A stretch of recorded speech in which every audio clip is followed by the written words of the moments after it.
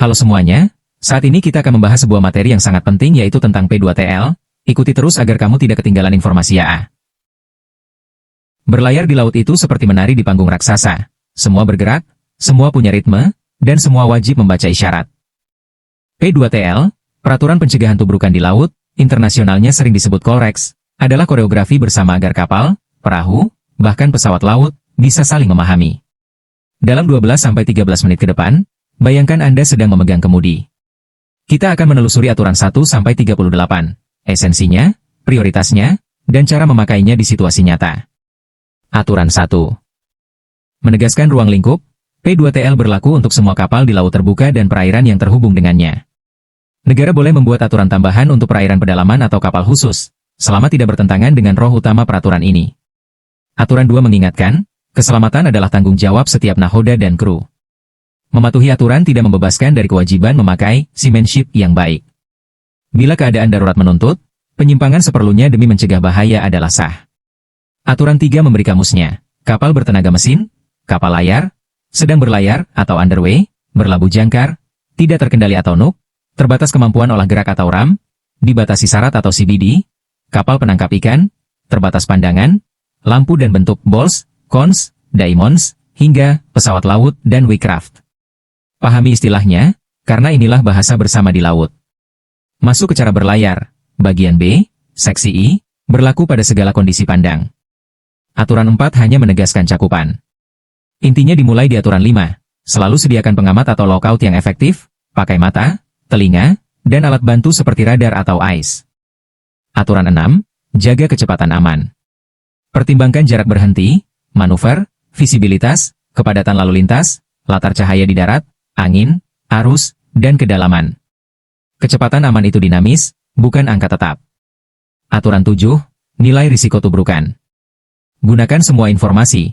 Jangan berasumsi aman hanya karena sepertinya lewat. Jika garis haluan relatif tidak berubah sementara jarak menyusut, ada risiko tabrakan. Aturan 8, saat menghindar, manuver harus jelas, cukup besar, dan dilakukan lebih awal. Perubahan kecil yang ragu-ragu justru membingungkan. Bila perlu, kurangi kecepatan atau hentikan mesin untuk memberi waktu dan ruang. Aturan 9, alur sempit. Tetap di sisi kanan alur. Kapal kecil, kapal layar, dan kapal penangkap ikan tidak boleh mengganggu kapal besar yang hanya dapat bernavigasi di alur. Hindari berlabuh di alur. Saat melewati tikungan atau area pandang terbatas, bunyikan isyarat dan jaga ekstra waspada. Aturan 10, skema pemisah lalu lintas atau TSS. Ikuti jalurnya sesuai arah, masuk keluar sependek mungkin, dan bila harus menyeberang, lakukan hampir tegak lurus. Hindari zona pemisah bila tidak perlu. Kapal kecil, layar, dan penangkap ikan tidak boleh mengganggu arus utama di TSS. Tujuannya 1, arus lalu lintas rapi, risiko minimal. Ketika kapal saling terlihat, bagian B, seksi 2, ambil alih. Aturan 11 menandai fase, saling terlihat ini. Aturan 12 mengatur kapal layar. Jika angin dari sisi yang berbeda, kapal yang berada di haluan kiri angin atau port track memberi jalan pada yang kanan atau starboard track. Bila angin dari sisi yang sama, kapal di sisi angin atau windward memberi jalan pada yang sisi bawah angin atau leeward. Jika ragu terhadap trek kapal lain, anggap Anda yang wajib menghindar. Aturan 13, menyalip. Kapal yang menyusul wajib menjaga jarak aman sampai benar-benar lewat dan bebas. Patokannya sederhana. Bila Anda melihat hanya lampu buritan atau posisi relatif Anda lebih dari 22,5 derajat di belakang lambung melintang kapal lain, Anda adalah penyalip. Ragu? Anggap Anda penyalip. Aturan 14, berhadapan atau head-on, antara kapal bertenaga mesin, keduanya belok ke kanan atau starboard, dan lewat lambung kiri atau port to port. Aturan 15, situasi melintang atau crossing. Jika kapal lain ada di sisi kanan Anda, Andalah yang wajib menghindar. Hindari memotong di depannya. Aturan 16 menekankan tindakan kapal yang harus memberi jalan. Lakukan cepat, jelas, dan cukup besar. Aturan 17 untuk kapal yang hak jalannya diutamakan atau stand-on tetap pada haluan dan kecepatan, kecuali ketika jelas kapal yang harus menghindar tidak bertindak. Saat itu, Anda boleh, bahkan wajib, membantu menghindar. Intinya, prioritas bukan hak untuk menang, melainkan alat untuk mengatur. Aturan 18 merangkum, hierarki, prioritas antar jenis kapal. Rantai kehati-hatian umumnya seperti ini, kapal tidak terkendali dan kapal terbatas kemampuan olah gerak paling diprioritaskan. Kapal dibatasi syarat CBD harus dihindari oleh kapal lain, sejauh tidak menghambat, terutama di perairan sempit. Lalu kapal penangkap ikan, kemudian kapal layar, baru kapal bertenaga mesin. Pesawat laut dan Wheatcraft pada dasarnya menghindari semua kapal ketika operasi lepas landas pendaratan. Ingat, ini bukan kartu kebal, melainkan pedoman siapa menyesuaikan siapa, supaya semua tetap selamat. Bagian B, Seksi 3, Aturan 19, mengatur berlayar dalam pandangan terbatas. Pertahankan kecepatan aman dan siapkan mesin untuk manuver segera. Gunakan radar dan AIS dengan bijak. Hindari membelok ke kiri terhadap kapal di depan haluan Anda berdasarkan data radar semata, kecuali Anda yakin penuh. Bila mendengar isyarat kabut dari depan haluan, kurangi kecepatan drastis, evaluasi, dan siap berhenti.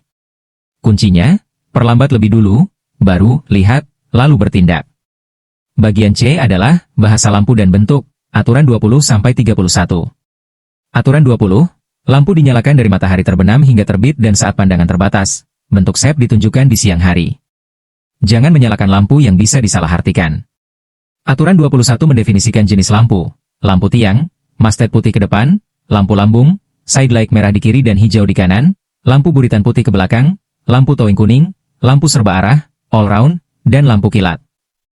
Aturan 22 mengatur jangkauan tampak, range, lampu sesuai panjang kapal, kapal lebih besar harus terlihat lebih jauh. Prinsipnya, terlihat jelas dari jarak yang memberi waktu bereaksi. Aturan 23, kapal bertenaga mesin sedang berlayar menyalakan lampu tiang, lampu lambung kiri kanan, dan lampu buritan. Kapal yang lebih panjang menambahkan lampu tiang kedua. Aturan 24, kapal menarik atau mendorong, lampu tiang ganda untuk towing pendek, 3 lampu tiang untuk towing panjang, umumnya 200 meter atau lebih, plus lampu towing kuning di atas lampu buritan. Kapal yang ditarik menyalakan lampu lambung dan lampu buritan. Jika diikat samping atau didorong, ada kombinasi khusus. Intinya, orang lain harus tahu siapa menarik siapa dan seberapa panjangnya. Aturan 25, kapal layar menyalakan lampu lambung dan lampu buritan. Boleh menggunakan lampu gabungan di puncak bila kecil, dan opsional menambah merah di atas hijau di puncak tiang sebagai tanda kapal layar. Jika kapal layar juga menyalakan mesin, motor sailing, secara hukum ia diperlakukan sebagai kapal bertenaga mesin, dan di siang hari menunjukkan bentuk kerucut puncak ke bawah. Aturan 26, kapal penangkap ikan. Trawling menunjukkan lampu hijau di atas putih, selain trawling, merah di atas putih. Bila alat tangkap memanjang jauh, ada lampu bentuk tambahan untuk menandai arah alat. Siang hari, bentuk dua kerucut puncak saling bertemu menandai sedang menangkap ikan. Aturan 27, kapal tak terkendali, NUC, menunjukkan dua lampu merah serba arah, siang hari dua bola hitam vertikal. Kapal terbatas kemampuan olah gerak, RAM, menunjukkan merah putih merah, bentuknya bola belah ketupat bola. Jika sedang operasi yang menciptakan sisi terhalang terbuka, misal pengerukan, tunjukkan tanda sisi terhalang, merah bola, dan sisi aman, hijau belah ketupat. Penyelam pada siang hari mengibarkan bendera A, Alpha, dan pada malam hari termasuk dalam tanda RAM. Aturan 28, kapal dibatasi syarat, CBD, menyalakan 3 lampu merah serba arah vertikal, dan di siang hari bentuk silinder. Pesannya jelas, saya sulit menyimpang, jangan halangi. Aturan 29, kapal pandu, pilot, menyalakan putih di atas merah, white over red, pilot ahead, plus lampu pelayaran normalnya. Aturan 30, kapal berlabuh menyalakan 1 lampu putih serba arah, kapal kecil, atau 2 lampu putih, depan dan belakang, untuk kapal besar, siang hari bentuk bola hitam. Kapal kandas menambah 2 lampu merah serba arah dan siang hari 3 bola vertikal. Ia juga membunyikan pola bunyi khusus saat kabut. Aturan 31, pesawat laut dan Wheatcraft menyesuaikan sejauh praktik memungkinkan. Ketika lepas landas pendaratan menunjukkan lampu merah kilat intensitas tinggi dan harus menghindari kapal lain. Bagian D, isyarat suara dan cahaya, aturan 32-37. Aturan 32 mendefinisikan peluit dan durasi. Semburan pendek sekitar 1 detik, semburan panjang 4-6 detik. Aturan 33, peralatan bunyi. Kapal di atas ukuran tertentu wajib punya peluit, bel, dan untuk kapal besar, gong, agar terdengar sesuai jarak aman. Aturan 34, isyarat olah gerak saat kapal saling terlihat. 1 pendek, saya belok ke kanan. 2 pendek, saya belok ke kiri. 3 pendek, saya menjalankan mesin mundur. Di alur sempit atau saat menyalip, ada pola tambahan. Kapal yang hendak menyalip memberi isyarat niat, kapal yang disalip membalas jika setuju. Bila ragu, bunyikan 5 atau lebih semburan pendek cepat sebagai tanda bahaya keraguan. Pada malam hari, isyarat cahaya setara boleh dipakai sebagai pengganti isyarat peluit ini. Aturan 35, isyarat kabut, saat pandangan terbatas. Kapal bertenaga mesin yang berjalan, 1 panjang setiap 2 menit. Jika berhenti tapi tidak berjalan, 2 panjang. Kapal NUC, RAM, CBD, penangkap ikan, serta kapal ditarik, 1 panjang diikuti 2 pendek. Kapal berlabuh membunyikan bel selama sekitar 5 detik tiap menit. Kapal besar menambah gong di buritan, kapal kandas menambah 3 dentang sebelum dan sesudah dering bel. Esensinya, beritahu posisi dan status Anda lewat bunyi. Aturan 36, isyarat untuk menarik perhatian. Pakai cara yang tidak membingungkan atau membahayakan. Misalnya sorot lampu secukupnya, bukan menyilaukan. Aturan 37, isyarat bahaya. Ini daftar global, sinyal suar merah, flare parasut merah, asap oranye, SOS, sinyal radio DSC, EPIRB, Mayday, bendera N di atas C, gerakan lengan, dan lainnya. Gunakan hanya saat benar-benar darurat, agar tidak terjadi alarm fatigue di laut. Bagian E, aturan 38, memberi keringanan terbatas untuk kapal yang sudah ada saat aturan diperbarui, terutama terkait pemasangan lampu, bentuk, dan alat bunyi. Intinya, transisi diatur agar keselamatan tetap terjaga tanpa membebani kapal lama secara tidak realistis.